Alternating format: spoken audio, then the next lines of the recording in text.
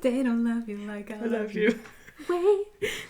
Hi everyone, welcome to another episode of Miguxas Podcast. My name is Trisha. I'm Anna. I'm Rina. And today we're going to talk about book tropes. Let's go. Yeah. The excitement. Yes. So, Rina, as our romance expert, which are your favorite book tropes? This is so hard for me because it's hard to choose. I don't like to read only one. I like to read several of them. I would say my favorite ones are like reverse grumpy sunshine.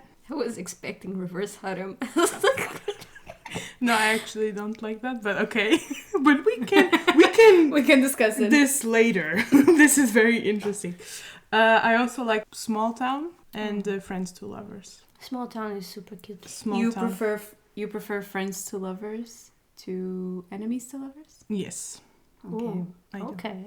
Hot take. Hot Mhm. take. Okay. I know. Mhm. I like enemies to lovers, but not the way it's being made in a lot of books. And it feels like the enemy part is very forced. So I am honestly a bit fed up with it. So that's why I don't like it anymore. But you mean in fantasy? I mean, yes. Okay. And also in romance. Mostly I would say in romance. How The is romances enemies I to read- lovers in romance? Is it just like rivals in work? Or? Like usually just misunderstandings. That's Yeah. why they hate each other. And that's exactly, Yeah. that's why... Your least favorite trope. I hate miscommunication Mhm. trope. It's Yeah. just, it feels forced and it doesn't feel like you are frustrating the whole time that you're reading the book. Like, just talk. Yeah.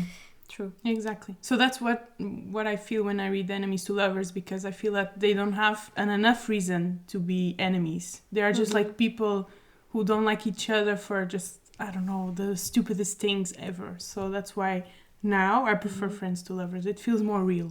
Yeah, sometimes it's like they don't really become enemies, right? Yes. And then suddenly they love each other. Yes, exactly. It's like, oh, they are enemies for like 30 seconds and then they are like lovers instantly. It's there's no build up, there's not There was no a bit- anything. That was a little bit what I felt with Fourth Wing. Even though I loved Fourth Wing, I feel like they weren't really enemies. At all. They Well- already liked each other. I felt the hate, but I felt the hate more from Violet for obvious reasons, of course. Enemies to lovers is one of my favorite tropes. And I have to admit that probably in romance it feels fake or it feels forced. But in fantasy it can feel forced. But usually they have a reason. You know what I mean? I Yeah. mean, Like you killed I my agree father. with this. I think in this case it would make sense, but I don't know, in contemporary romance, what's happening right now is, they don't really have, I don't know, maybe the Unless it's dark male romance.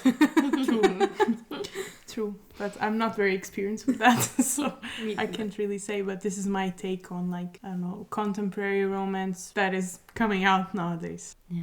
One of my favorite tropes is a bit of a sub-trope, I guess, is celebrity romance. I Really? think it's so cute, yeah. Because I guess when I was younger, I was a die-hard fangirl. So I read fanfic. And now reading celebrity romance, it just connects to me in a more personal way, I guess. So it's so exciting to read about this. No, it's not forbidden, it's not taboo or whatever, but it's so... I don't know, you wouldn't expect a celebrity to be with this girl because she's just a common human being. I don't know, I think it's exciting. Yeah, and that's it's very, cute. very One Direction fanfic of you. Yeah. Yes, but it's also funny that you say that because when I recommended you to read Practice Makes Perfect, felt like it was weird. Yeah. For the main character from the previous books, she was a celebrity. Oh, you mean When in Rome, Yeah. the first book? Yeah. You thought it didn't make sense, the first book? I didn't Or- read the She first didn't book. read it, so she just got the glimpse from the first part of the They were Perfect. best friends. Practice Makes Perfect. So I think my comment was, she's the best friend of a celebrity. Of course she is. You know, that was my... But she's her best friends in a way because they met when she met the guy. Yeah, the main female character is the sister of the main male character of the previous book. Yeah. I don't know his name Okay. anymore, but yeah. Is the other guy also celebrity? No. No, He's he's a a commoner. Is a common... Wait, the guy from Peasant. Practice Makes Perfect. Perfect, He's the bodyguard. Her bodyguard. Oh, I Yeah. love that one. Yeah, now I Yes, I remember. also I love this trope. Mm. The like it's kind of forbidden romance. Yeah. But the bodyguard is a very good trope. However, I'm not a huge fan. I don't know what's the name, but this small town girl who's very naive and everyone loves her and she's so cute and she never swears. I'm not a big fan of that. Maybe because it's not relatable to you. Yeah, that's true. Like when I was 16, maybe I could relate with this being naive and not wanting to be the girl who does bad things. But now it's just like, oh, you're so annoying. Yeah. I mean, and she's not 16 as well. Like, Yeah. she's much older, so she should have outgrew this. Face. Yeah, I think it's because everyone treated her like the baby of the town. You know, she was the youngest there. 100%. But it's annoying to Yes. read about something like that. Yes, it is. Yes. There is a trope I want to talk about. Age gap. Oh, How do you feel about age gap? it depends. If it's age gap, like, oh, I knew her since she was a little girl and now she's all grown up, that's kind of creepy to me personally. But if she's like 25 and he is 45, that's like 20 years, that's a lot. But I would not be as creeped out. Like, I would read it. Because they met when they were... Yeah, it didn't see her as a child, and you know, it creeps me out a little bit. Imagine being together with that person and, oh yeah, I remember when I was changing their diapers. What? What do you think, Rina?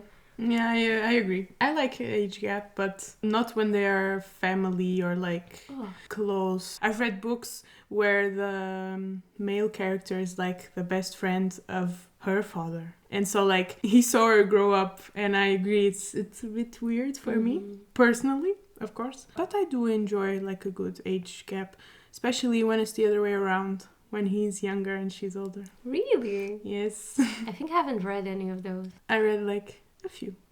Thank you, Reddit, for the recommendations. Again, Reddit. But what about when it's in a fantasy book and he's like a vampire? That doesn't count. Like But she's she's like 19 and he's 1,205 whatever years old. I mean, is it an age gap? It's not like I don't know. But the thing is, it is. Do you see how long he lived? True. But as also their age doesn't work like ours, right? I mean, I am assuming I'm not like the biggest fantasy reader ever, but I think how their age works is very different from how humans' age works. Yeah, but I think they stagnate at like... Their brain stagnates. Yes, they reach the... That explains a lot. I have a theory about this. I don't think it's like that. I don't know how it is.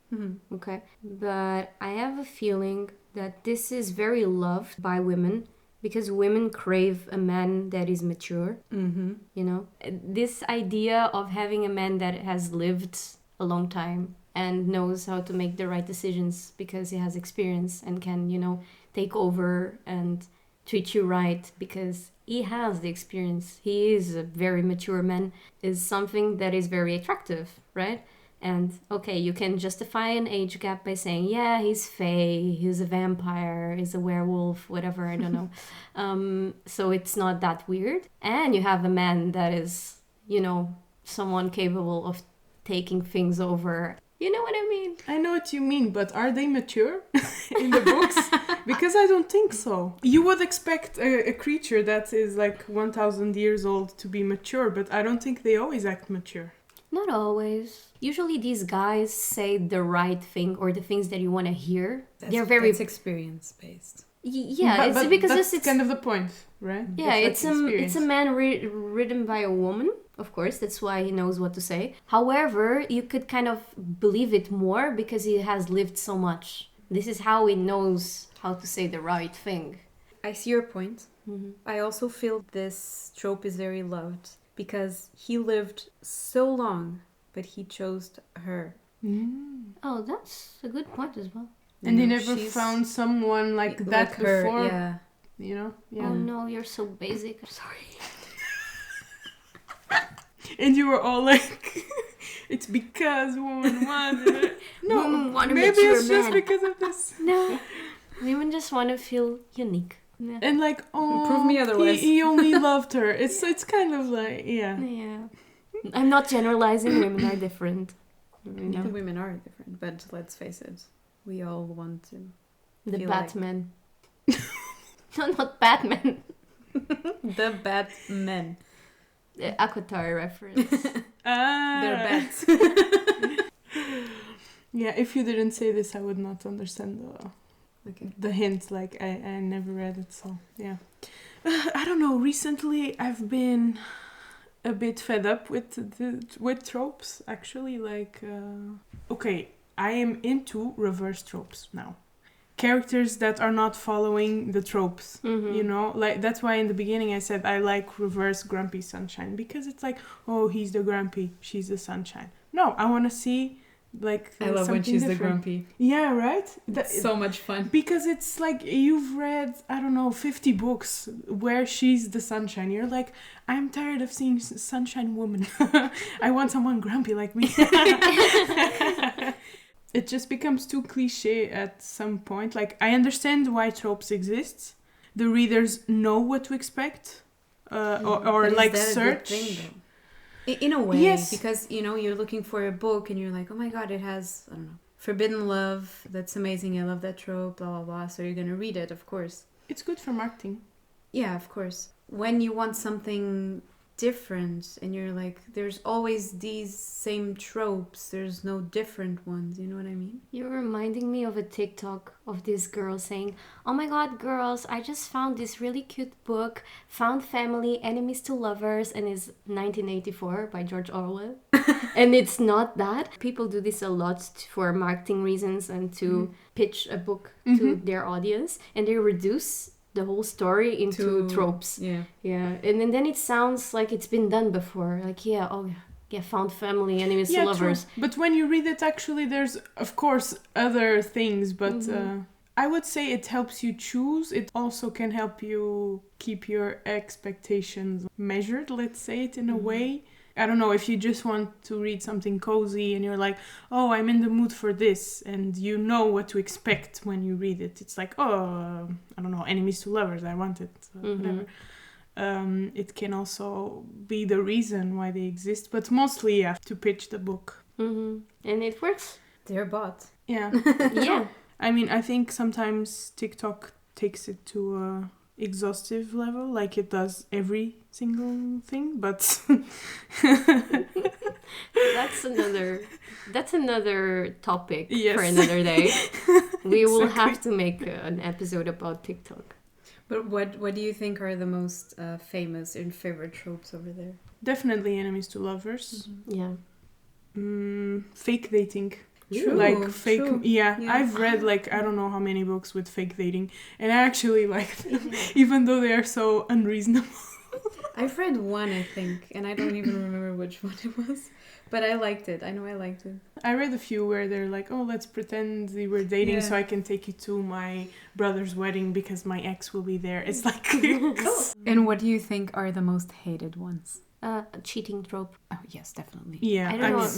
No one likes cheating Who tropes. likes some people like cheating trope. You know, when it's like in the beginning, I don't know, he or she cheats on him, whatever, and then he comes back begging, and people like the begging part, trying to make up for the person who was cheated with. And I don't agree. I also don't like cheating, but some people like it for this reason. Like the person made a mistake and he comes back and he's like regretting the mistake. But still, you made the mistake. I don't know. I never read, so I can't give my opinion. I also never read, but I don't like the idea of it.